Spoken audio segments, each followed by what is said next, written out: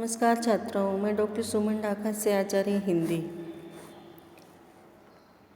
हम हिंदी साहित्य के प्रथम पत्र का अध्ययन कर रहे थे। इसी क्रम में जो दूसरा पाठ है अपना वो है विद्यापति।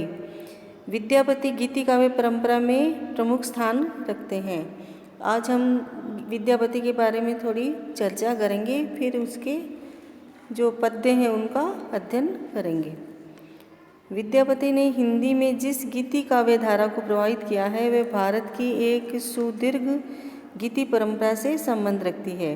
गीति काव्य की यह परंपरा वैदिक युग से ही विकसित हुई है। वैदिक युग का सामवेद इस गीति काव्य का मूल स्रोत है, जिसमें योग्यता, मधुरता, धारावाहिकता आदि संगीत के सभी गुण विद्यमान हैं। सामवेद की संगीतमयी ऋचाओं के उपरांत बौद्धों की थेरी गाथाओं में गीति काव्य की झांकी मिल जाती है, परंतु उसके उपरांत जिस लौकिक संस्कृत के काव्य का विकास मिलता है उसमें यह गीति काव्य धारा अत्यधिक विकसित दिखाई देती है। कालिदास के ऋतु संहार और मेघदूत में इसका पूर्ण विकास दिखाई देता है, परंतु संस्कृत काव्य की यह संगीतमयी गीति धारा गाथा सप्तशती, आर्य सप्तशती, अमरूक शतक और चोर पंचाशिका आदि में प्रवाहित हुई। 12वीं शताब्दी में जयदेव ने गीत गोविंद के रूप में मधुर रागनियों के स्वर में प्रवाहमान होती हुई परिलक्षित होती है। सच पूछा जाए तो संस्कृत के गीति काव्य का चरमोत्कर्ष एवं प्रियवर्षन गीत गोविंद में ही दृष्टिगोचर होता है। इसका प्रत्येक पद्य मधुर राग की स्वर लहरी से आप्लावित है।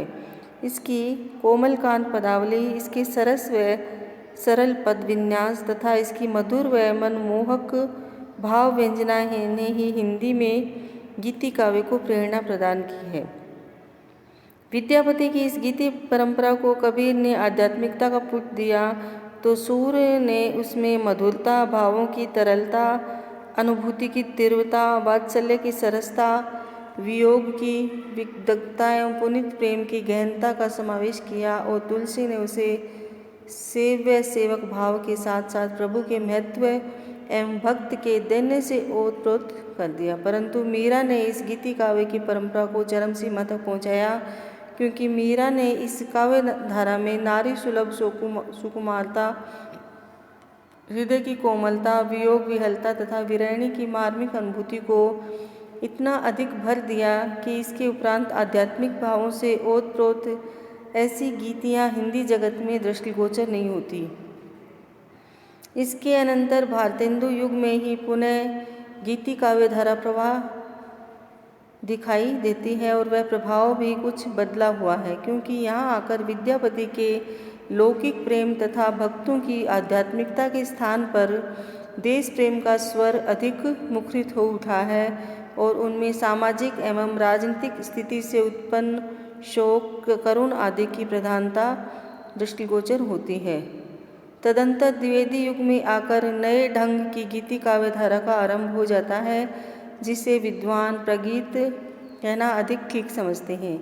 गीति काव्य की यह धारा रूप एवं रचना में भी अपनी पूर्व परंपरा से सर्वथा भिन्न हो जाती है और वर्ण विषय भी बदल जाता है। छायावादी युग के आते ही प्रसाद, पंत, निराला, महादेवी आदि के द्वारा इन नई प्रगीत काव्य धारा में लाक्षणिकता, प्रतीकात्मकता, भावों की सूक्ष्मता, अभिव्यंजना की प्रभावोत्पकता आदि के दर्शन होते हैं।